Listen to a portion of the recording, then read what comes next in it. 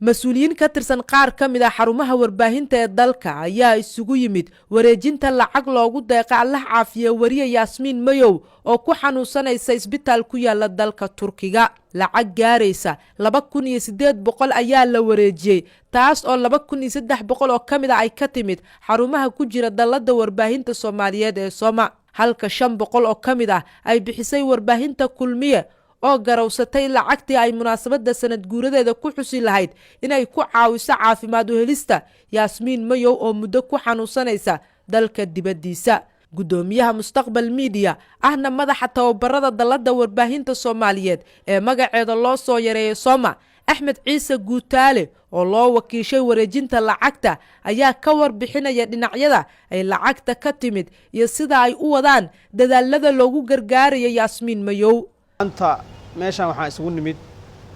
inaan qayb kamida lacagaha la aruurinayo oo warbaahintu aruurinayso aan wareejino oo u sii dhiibno Cabdullaahi Balaag lacagta aan wareejinayna waxay ka timid idaacadaha Kulmiye Mustaqbal iyo xarumaha kale ee warbaahinta ee Soma Kulmiye oo sanadkan 10 jirsatay waxa ay qayb kamida lacagtii munaasabada ugu tala gashay inay Yaasmiin ugu deeqdo oo $500 ah Soma iyo xarumaheedu waxay go'aansadeen inay 2300 ay ku daraan lacagtaas oo lagu soo aadiyo munaasabadaas Kulmiye lagu soo aadiyo tabaruca in la bilaabo sidaan ognahay waxa la sameeyay koox ama group WhatsApp ah ilaa hadda sida wuxuu socdaan sidii la rabay maaha xataa si ka agdhowna maaha waxaan ugu talagalnaa marka maanta inaan dhiiri gelino gabadhaas Turkiga ku xanuunsan oo wadan qurbaa joogta oo xanuunkeedu xataa uusan ahayn xanuun maanta tacaalidiisu ay hab fiican marayso oo cudurkan cudur adduunka dhan ka jira Soomaalidana aad u haya mashaakilkiisuna leeyahay wadankana awoodii iyo caafimaadkiisii iyo qalabkiisii aanay diyaar ahayn sidaas awgeed inuu ka faa'iideysanayna fursadan iyo go'aankii ay gaareen xubnaha kala duwan ee xarumaha iyo madaxda warbaahinta oo ahaa in gabadhaasi guud warbaahin Soomaaliyeed ahaan loo gurmado ayaan go'aansanay Cabdullaahi inaan ku wareejino $2800 oo 2300 ay ka timid Soma iyo xarumaheeda warbaahinta $500 aan ka jarnay lacagtii loogu tala galay 10 guurida Kulmiye oo la rabo inay ka mid noqoto lacaga ayaamaha dhan yabo hayay oo la aruurinayay aan rabno inay gaarto Yaasmiin hadii Ilaahay idmo ayadana waxaan u rajaynaynaa inay caafimaad degdeg ah hesho Abwaan Cismaan Cabdullaahi Guure gudoomiyaha idaacadda Kulmiye ayaa waxa uu fariin u diray shacabka Soomaaliyeed si ay wada jir uga qayb qaataan caawinta loo sameeyo Yaasmiin alla yiri ruuxii samaan fala samaan waaye maayo samaantu sameeyaa rabbi sama ku siiya qof xanuunsan hadii alla ku rooyahay hadaad u gargaarto oo gargarkaaga awgiis Ilaahay oo caafimaad ku siiyo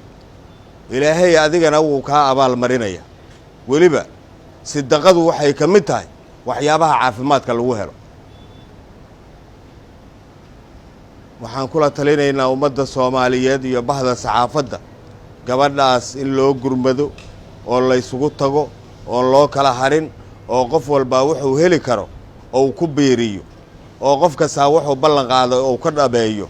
oo inta wax ballan qaaday maanta hadii ay siday tahay u fuliyaan arrinta gabadhaas waxba looga qaban karaa qof walba $1 ba ha ahaadee wixii aad ballan qaaday si degdeg ah u bixi oo hadii alla ku rooyaa gaarsii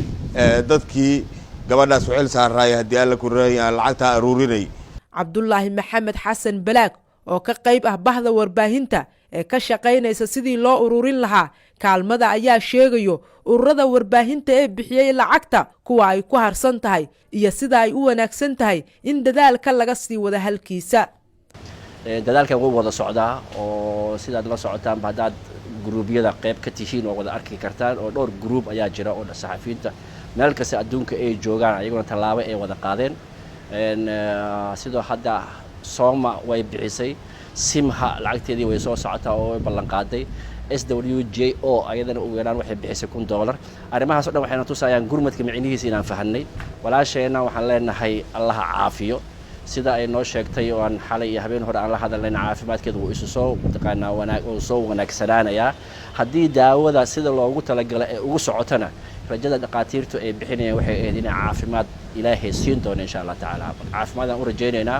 waxaa socda dadaalo bahda warbaahinta ganacsatada cid waliba oo ka qayb noqon karta caawinta Yaasmiin Mayow looga aruurinaya lacago looga qayb qaadanaya daaweynteeda maadaama ay ku jirto isbitaal ku yaala dalka Turkiga dhowr marna lagu sameeyay qaliin Nasriin Maxamed Ibrahim Mustaqbal Media Premier Wallet waa application cusub oo uu ku keenay Premier Bank faa'iidooyinka Premier Wallet waxaa kamid ah waad iska diiwaangelin kartaa adigoo jooga goobtaada dadkaan account-ka ku lahayn bangiga Premier waa ay iska diiwaangelin karaan Premier Wallet dukaamada iyo ganacsiyada kala duwan ayaad wax uga iibsan kartaa lacagaha waxbarashada caafimaadka korontada ayaad ku bixin kartaa lacag ayaad u diri kartaa qof kale laguguna soo diri karaa si fudud account-kaaga iyo Mastercard-kaaga Premier Bank ayaad ku xiran kartaa kana maamulan kartaa